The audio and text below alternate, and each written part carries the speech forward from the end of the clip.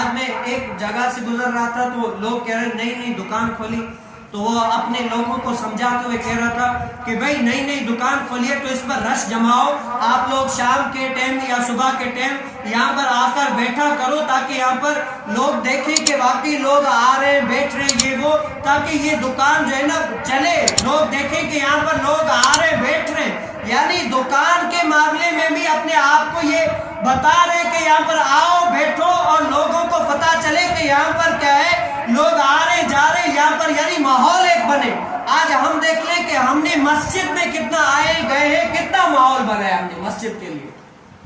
ایک بات ہے نا، لوگ دکان کے لیے اتنی اپنے آپ کا ذہن بنا کر یہ کرتے کہ بھائی آؤ دکان پہ بیٹھو تاکہ لوگوں کا ذہن بنے، آئے، ایک ماحول بنے۔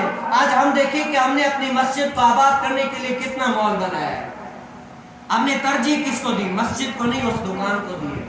اور حضرت سیدنا عمر بن خطاب کے دور میں ایک شخص نے حضور علیہ السلام کے فیصلے پر عمر کے فیصلے کو ترجیح دی۔ کیا حضور علیہ السلام کا فیصلہ یہ نہیں جو عمر رضی اللہ تعالیٰ نے فیصلہ دیا ہے نا، آج یہ وہی جو ہے نا فیصلہ سی ہے، یعنی حضور کے فیصلے پر عمر کے فیصلے کو ترجیح دی۔ حضرت سیدنا عمر بن خطاب نے اس کا سر کاٹ کے رکھ دیا کہ تم ہوتے کون ہو میرے فیصلے کو حضور علیہ السلام کے فیصلے پر ترجیح دینے والے؟ حضور علیہ السلام کا فیصلہ جو ہے نا وہی اٹل فیصلہ ہے۔ تو آج ہم دیکھیں ہم کس کے حقدار ہیں، ہم کس کے حقدار ہیں کہ ہم